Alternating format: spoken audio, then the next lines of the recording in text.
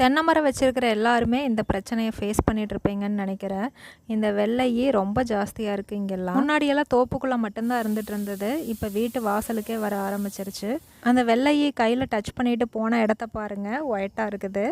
இதனால தான் மட்டை ஃபுல்லும் ஒயிட் கலரில் இருக்குது. ட்ரெஸ் எடுக்கலான்னு சொல்லி ஸ்ரீதேவி டெக்ஸ்டைல்ஸ் போயிருந்தேன் கோயம்புத்தூருக்கு. எனக்கு இல்லை, என்னோடய அக்காவுக்கும் அக்கா பாப்பாவுக்கும் எடுக்கிறதுக்காக போனேன். ஃபஸ்ட்டு சாரீஸில் வெயிட்லெஸ் சாரியாக கேட்டிருந்தாங்க. அது மாதிரி தான் நான் பார்த்துட்டு இருந்தேன். இந்த சாரீ பார்த்தோம்னா 1500. வீடியோஸில் பார்த்து செலக்ட் பண்ணால் கலர் டிஃப்ரென்ஸ் வரும் அப்படிங்கிறதுனால நானே எனக்கு பிடிச்ச மாதிரி ஒரு 2 சாரீஸ் எடுத்திருந்தேன். இந்த சாரீ பார்த்தோம்னா 2200. நெக்ஸ்ட்டு அக்கா பாப்பாவுக்கு ட்ரெஸ் எடுக்கலான்னு போயிருந்தேன். இந்த மாதிரி காட்டனில் இருக்கிற ட்ரெஸ்ஸஸ் அங்கே நிறையா இருந்துச்சு. அது இல்லாமல் இந்த பார்ட்டி வேரில் இருக்கிற ட்ரெஸ்ஸஸ் நிறையா இருந்தது. ஆனால் எனக்கு இது குழந்தைங்க போடுறதுக்கு கண்டிப்பாக கம்ஃபர்டபுளாக இருக்காதுங்கிறதுனால நான் இது எடுக்கல. இந்த மாதிரி ஷாப்பிங் போனால் கலெக்ஷன்ஸ் எப்படி இருக்குன்னு சுற்றி பார்த்துட்டு வர்றதுக்கு எனக்கு ரொம்ப பிடிக்கும். ஆனால் தேவையில்லாமல் நான் எடுக்க மாட்டேன். நீங்கள் எப்படின்னு கமெண்ட் பண்ணுங்கள்.